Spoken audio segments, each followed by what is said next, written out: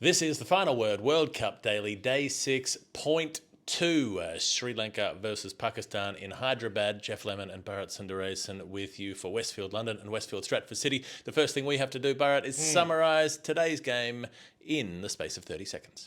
Kusal gets out very early, but Patham Nasunka and Kusal Mendis start putting on a partnership. Kusal Mendis, second time running, bats like a dream, makes a big 100, has contributions from Sadeera Samarawickrama, who also goes on to make 100, but Sri Lanka make a hash of it in the end. Lose 5 for 61, only get to 344. Pakistan lose a wicket early. They also lose Babar Azam, but then Abdullah, Shafique and Mohammed Rizwan get together and put on a match-winning partnership, but Shafique gets out after getting to 100. Rizwan limps his way to 100, but keeps hitting the ball out of the ground. And Pakistan coast home in the end for the highest run chase in the history of the World Cup.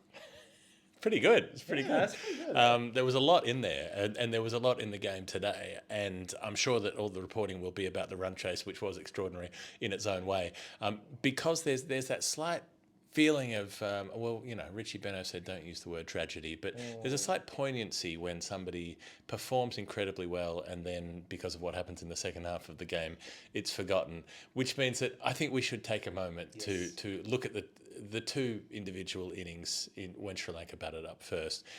We saw Kusal Mendis going absolutely hog wild the other day when they were chasing 428 and there was nothing to lose and he was cleaning up sixes over the leg side repeatedly. This was a different kind of innings. It was not much slower, but it was a little bit different in how measured and controlled it was. It wasn't just, oh, well, there's no point, I might as well try to smash everything. He was picking his moments, picking his battles, but the shots out of the middle of the bat were as clean as they were the other night, and goes on to 100, which he didn't make the other night against South Africa. Yeah, that was a big difference. Well, he's 28 now, and we've all seen Kusal Mendis and what he can do. Way back in 2016 when he made that 100 against Australia, he was touted to be the next big thing of Sri Lankan batting, but he's just not lived up to that reputation, has he? I mean, he produces these innings across formats when you're like, finally he's cracked it. Oh, finally he's cracked it. But hopefully, look, there are some batters especially who take a while to mature, and let's hope that he's reached that level, because the level at which he's batting is right up there with the best. It's difficult to put him in the same bracket as a Babar Azam or a Virat Kohli just because he's not been consistent enough. You go rewind back to 2016, you thought he'll be up there, but he's getting there. But you're right. I mean, the way he manipulates the field is a mix of many Sri Lankan batters. He's technically correct, yes, and I'm sure we'll talk about the slightly more technically sound batter who also got 100 a little while later. But just his ability to manipulate the field, use the pace of the bowlers. We saw him against the big, tall South African fast bowlers keep kind of just closing himself up and hitting over the onside. He did that as well today, but Shaheen Afridi had an off day. Whenever he went wide, he has the hands to just find the gap through the offside. He's just a sensational batter, and he seems to have found that extra gear which allows him to score at strike rates, not just over 100, but at over 150 at times. And a special innings, unfortunate that it had to end on the losing side. I just had a little flashback to 2003 Tendulkar early on when Shaheen Afridi bowls the short ball and he slashes the uppercut for 6. So early in the innings, off the premier Pakistani quick, the short ball, the quick one, steaming in, and it flew away for 6. And he got lucky as well. He got dropped a couple of times. There was a caught and bowled chance that was difficult, driven back when he was on 8, and then Imam ul Haq put down a regulation catch at backward point when Kusal Mendis was on 18. But I mean, from that point, he just goes on and looks imperious. It's mostly as a leg side onslaught up until he's well past 50, and then he gets those 3 boundaries in a row from Shaheen Afridi, who, like you said, couldn't get his length right. He kept bowling short and wide outside the off stump, and so 3 in a row, go for 4, and then he just goes after Hassan Ali, 6 over mid-wicket, 6 over cover, brings up the 100, and then tries to go 3 in a row, and eventually holes out on the mid-wicket boundary. So 119 from 77 balls. The 100 came up in 65. That's the fastest in World Cups for Sri Lanka. Beats Sangakkara's record. There have only been... So Jayasuriya had 3 fast 100s that weren't in World Cups, and I reckon Thisara Pereira has one, and that's it. So he's fifth quickest all time. And then Nissanka was there to make 51. Yeah. He got out, and then Samarawickrama was on 36 or so when Kusal Mendis gets out, and then it's time for Samarawickrama to take over. We were first exposed to Samarawickrama in 2017 when he came here as a test opener with the great reputation of being someone who can take down attacks, who would play really aggressively. It just didn't come off. I remember his first ever innings on Indian soil. He kicked off a storm in terms of the shots he played. Again, another short-statured batter, but very classy, right? I heard a lot of commentators compare him with Mahela Jayawardene, especially the way he goes inside out. Very different to Kusal Mendis. With Kusal Mendis, everything's there, or a lot of his shots are through the onside, unless it's really full end, or if it's really short and wide. But with Samarawickrama, he's just a class act when he gets going. And he seems to have created this niche in the middle order. I think his white ball game has really flourished in the last couple of years. And it's coming together. But unfortunately, while he was playing a masterful innings at the other end, the middle order just didn't fire, did they? Asalanka, my favorite, didn't do much. I mean, he struggled, and I thought Pakistan pulled them back really well without really producing a good bowling performance. Yeah. But they did enough. I think it was Hassan Ali was significant because he gets the century makers out.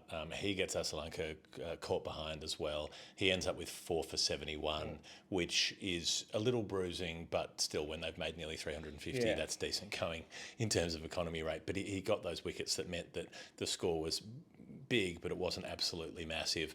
And so there's that wicket, there's Dhananjaya De Silva, and there's Dasan Shanaka, and they all, the latter two, hole out while Samarawickrama is moving his way to his 100. The way it was his play against spin for me. I mean, that's why it worked so well in that middle order, because he was facing Pakistan spinners. They had Mohammed Nawaz in there, they had Iftikhar in there, as well as Shadab Khan.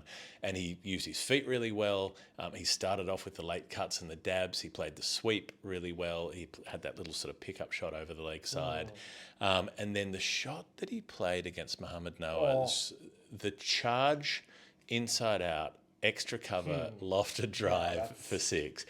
I don't want to get hyperbolic, but that might be top 10 shots I've ever seen. Like, that was extraordinary. The timing and the contact after coming a good crossover step, 3 paces down, full gallop, and then to be able to hit it that cleanly. I don't know if I've seen anything like it that was better anyway. It is all feet to start with, and he uses his feet so well. He's always jumping at the spinner. But you're right. I mean, for a left-arm spinner to come from around the wicket with that angle, so not only does he have to jump out of his crease, he has to kind of jump out of his crease and end up slightly outside leg stump so that he can open himself up and free himself up to hit inside out. But then the hands come through. It's the feet first and then the hands. And at that point, if you're just frozen it, and I'm sure if you can find a freeze frame of Mahela Jayawardene playing that particular shot, it would have looked the same. I don't think Mahela played it millions of times, but I don't think he ever played it better than what Samarawickrama did of that Nawaz delivery. But it was frustrating. And I was, watching Australia train while that game was going on. So I sat in front of a cop who was watching it on his phone. That's the beauty of India. Everybody's watching cricket on their phone. And we watched the last 8 overs together, me and this cop. and trust me, I think this cop wanted to punch Dasan Shanaka out. I mean, he's one of the loveliest men you'll meet. But he's become a bit of a Mike Bradley in this side, hasn't he? In the sense, he bats at a position where you want him to kind of come and get going. He does it once in a while. Yeah, but he made 68 the other night. Yeah, he did. But the innings just got. But the 68 came after a point where the match was gone. Match was gone. But he doesn't do often enough. And Sri Lanka, once the 2 Centurions get out, it didn't look like they were going to get 400. But there was a point in, I think, around the 45th over, where even if they got 8 and over, they were going to get to 360. And that could well have been a winning score. But, they just got stuck. And once Shanaka gets out, none of the lower order really came to the party. And that's why they ended up with a score well below par from where they were. From where they were. Were. So they end up with 344 when it might have been 370 or so. It was, one run and 2 wickets off the final over, only one boundary off the last 2 overs. And so, had Samarawickrama not got out with 2 overs to go, he might have been able to crunch another 15 or so. But Pakistan should lose that game. They come out looking like they will lose it. Imam ul Haq, hook shot, top edge, fine leg. We've seen him get out that way. We got out that way in the previous match. So he's out early. Babar Azam comes out, looks beautiful. First ball through wide, long on, all along the carpet, gorgeous. And then he gets a little glove down the leg side in the 7th over. And you think, well, okay, he's gone, the trump's gone. It'll be a matter of time from here. Madhushanka was a real handful. He was that 10th over, I think it was. He got that leading edge that flew over cover from Rizwan, and then he absolutely badged Abdullah Shafique so hard that it ricocheted to cover and was caught. And Sri Lanka sent it up for a review, thinking that he'd top edged it or gloved it, but he hadn't done, so he survived. There's the Abdullah Shafique hook shot that sails down to fine leg, and the 2 boundary fielders converge and then stop and look at each other as it lands on the cushion. So they had their opportunities, and then, I don't know, it was just really smart from Rizwan and Abdullah Shafique. They batted through about 20 overs where they didn't, they scored regularly, they ticked the board around, but they weren't doing anything crazy. And then from about the 29th over, they started ramping it up a bit. They started going after, they went after Patirana in 1 over, they went after Valalaga in another over. And then Abdullah Shafique reaches his century in the 32nd, I think it was. And that was the one that felt like a tipping point, right? Because that's when Madhushanka, getting a bit frustrated that things aren't going his way, gets whacked for a couple of boundaries, no ball that gets hit for 6, the free hit, which goes for another couple, ends up going for 19 off the over. And even though Abdullah Shafique is out a couple of overs later, caught it at backward point, he's got 100 on the board, Rizwan's up and running, and they've taken a huge chunk out of the chase. And we're seeing this trend, aren't we, already? I mean, we expected Dew to play a role in this World Cup. And it's around this time of the year, October, November. I remember growing up watching all these games during... I have these 3 things going in tandem in my head.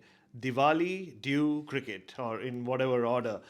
Because all those games used to have bowlers struggling. I don't know, one, for some reason, Derek Crooks struggling with it in the late 90s whenever South Africa played India in a one-dayer in India. For some reason, springs to mind. And you saw it when Australia played against India in Chennai the other day. By the time you get into the 25th over onwards is when you really begin to struggle to grip the ball. Glenn Maxwell said it's like you're clutching it with 5 fingers and hoping that you can land it at the other end. And the Sri Lankans struggled for sure. They were all over the shop. Madhushanka was so impressive with the new ball. He completely lost his radar. Patirana, who despite the Malinga action and despite his youth, he's so accurate most times, regardless of when he's bowling during an innings. He lost it completely. He was bowling wide outside leg stump, wide outside off stump, nearly landed a ball out off the pitch. I'm sure that played a role in it as well. But Mohammad Rizwan is, people, all of us, rave so much about Babar Azam that we often forget the fact that Mohammad Rizwan is a class batter, right? He's not your old, he's not Moin Khan. A unique Pakistan wicketkeeper batter. He's not even Kamran Akmal, who was a much more technically sound batter. Mohammad Rizwan is nearly up there with Babar Azam, and we saw a lot of that last year in Pakistan during the Test series, during the one-day series, and he's got that brain, right? Like he's got that Salim Malik brain, just to make comparisons in the middle order, how to masterfully take your team home in a run chase. And I think that's what we saw today. He knew exactly when to up the tempo, but also which bowlers to attack. And the part-time bowlers, don't forget, Sri Lanka had to fill that quota of that 5th bowler, were destroyed. And that's how you take care of a run chase this big. And even though Abdullah Shafique got out when he did towards the end, great catch. Mohammad Rizwan, you always felt that till the time he was there, he had it in control. You probably don't want to take after Kamran Akmal or Salim Malik in certain certain facets of their enthusiasm for the sports betting industry, but it was an innings that became sort of comical as it went on because he worked so hard. It was so hot out there. He started cramping all over the place. He smacked that shot down the ground for 6 over long off and then collapsed immediately like someone had just knifed him in the hamstring. He was falling over as he was trying to get through for singles, hobbling, having breaks, getting attention. The umpires were saying, mate, you've got to go off if you're going to keep doing this. But they didn't actually make him do it. They were just sort of hovering around like it was for show. So when he was on around 80, all of this was going on, and he managed to sort of get things back together as he approached his 100 and ticks that off. A different style of 100, a slightly more kind of cavalier shot playing 100. I mean, Abdullah Shafique was just textbook, we saw him, you and I were at the Test series a year ago in Pakistan watching him make his grand entrance and thinking that he was going to be an absolutely huge next big thing, and this doesn't suggest any lie to that. But yeah, look, Rizwan gets to his 100, and it's at a point where the game's probably gone, where there are 3 missed catches in 3 deliveries in and over from poor Mahesh Theekshana. The spinner who was, still bowling really well at that point. There was an actual drop. There was one that the fielder didn't quite get to at extra cover, and then there was another drop at long off. But I think at that point, like, they needed 37 to win off about 30 balls, and like maybe a wicket would have made a difference, but maybe it wouldn't have. Iftikhar Ahmed was there at the end doing the work with Rizwan, and they ran down the biggest ever World Cup chase. It's an astonishing effort. And it brings us to the final word, Hall of Fame. The Hall of Fame, where we choose the most final word moment of the day. It's brought to you by Westfield, London. It's very hot here, but in England it's coming up to winter, and you can rediscover the magic of the festive season this year as you glide around Europe's tallest Christmas tree. I bet you didn't know that. At Westfield, London, you can do that whether you're as comfortable on the ice as the West Coast Eagles circa 2005, or you've never strapped on a pair of skates before. It's a perfect festive day or night out. You can do evening ice skating. Just Google Westfield ice skating, you'll figure it out. Westfield, London, more extra, less ordinary. Have you ever been out on the skates? Not really. Roller skates was a thing I used to really enjoy back in the day, but no, this is something I want to do. I've never been in England during winter, but if I am, that's what I'm doing. Hall of Fame. I've got Mohammed Rizwan just being so extra with all of it. He's like, oh, I'm in agony. Oh, my head. He got badged. He got a spinner that hit him in the grill. He fell over about 7 different times, rolled around on the floor a lot. He really made the most of making sure that everybody knew that he was suffering out there for his team. But that's Mohammed Rizwan, right? You see him keep. I've never seen a keeper in my lifetime covering and watching cricket who takes his glove off and starts wringing his hand, regardless of what format he's playing. Yes, I mean, all keepers take bad blows to the hand, but it feels like the ball always finds the edge of his finger or the webbing or something, and we saw that today as well. Like, and he was at one point, he felt like he was in a boxing ring with his thigh. He kept punching his thigh, and while that was going on, there was this bizarre rumble in the jungle going on in the commentary box as well, where poor Simon Dool is talking logic and talking about the laws of the game. He said, you can't just carry on after a point. You can't just hold the game up. Especially when you're cramping, you just go off if you're in so much strife. But Matthew Hayden, former Pakistan batting coach, of course, who had that lovely video shot with him meeting the Pakistan players, keeps defending Rizwan. And obviously you have Waqar Younis, multiple-time coach of the Pakistan team, also in the commentary box. So at one point, Simon Dool would have and I remember Waqar Younis saying, Simon, you've commentated on Mohammed Rizwan for so long. How can you not know this is just Mohammed Rizwan? And suddenly they started ganging up on poor Dooley. There was a fair bit of good stuff on the commentary. One thing that wasn't, when Shaheen Shah Afridi swings the ball in late in the match, hits Velalage on the pad. It's pitched well outside leg stump. He goes up for the appeal, turned down. He goes to Babar Azam, come on, and Babar Azam just gave him the littlest head shake. No. And a smile. No way. Well outside leg stump. But yeah, on the comms, I liked that as soon as Mendis got to 100, they were pumping him up to beat Martin Guptill's record for the highest World Cup score, which was, 240 odd. A little bit premature, I thought. He was out 19 runs later, but, you might as well have a shot, I suppose. Some of Matthew Hayden's work tonight. Quote, he can park my car in the garage anytime, Mohammed Rizwan, because that was like a glove. I don't know what that means, but that's apparently what came out. And this one from Ian Bishop, where he said, he was talking about the stadium, the lights are very modern. I would even say postmodern.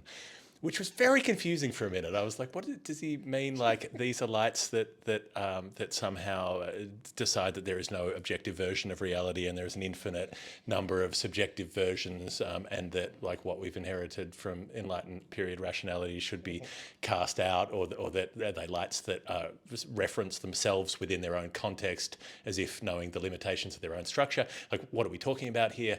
And then later on, realised there was an explanation, not about postmodernism, but that the lights got split in half because they put these new lights up and then they built a roof over the stadium, and then they realised that the roof blocked the lights. So they took half of the lights off and put them under the roof, which means they're just sitting in the crowd, blinding everybody on the field. And you've got half of the light above the roof and half of the light underneath it. So in a way, that is postmodern. They have been deconstructed. They're a deconstruction of the concept of a light that is not necessarily the thing that it represents. This is not a pipe. This is not a light. It was very very sharp from Bishop. Oh, he is deep. He observes everything, does Ian Bishop, and that's Indian architecture for you. So I do have another... Make it work. Make it work. You've been here often enough and spent a lot of time with me. Had another nomination for Hall of Fame as well. This is towards the end of Sri Lanka's innings when Tikshana is facing Shaheen Afridi, and he cops one in the bum where he doesn't even play a shot, and the ball goes somewhere. And the camera, and these days there are so many cameras around the ground, the camera catches Matisha Patirana in the dressing room, who's about to walk out to bat after Tikshana, making fun of Tikshana and going, "What is he doing?" And he's caught on camera and he's get a little sheepish. What happens 3 balls later? He's out in the middle looking even more foolish against Hassan Ali slow once. There's a lesson in it for you for number 11s. Don't make fun of your number 10s because you're walking out after them. The chances are you'll look worse than them. So Pakistan 2 from 2. They're looking good. Their next date is up against India, the big one. India play Afghanistan tomorrow, though, as well. That's the next one in the World Cup. Sri Lanka play Australia in their next engagement later in the week, which Bharat and I will be at in Lucknow, which is where we are now. That's it. That's been the Final Word Daily. It's brought to you by Westfield London. More extra, less ordinary. Thanks to them for backing the show. Thanks to you for watching it. If you want to be part of what we're doing, patreon.com/thefinalword. Otherwise, we'll see you on day 7.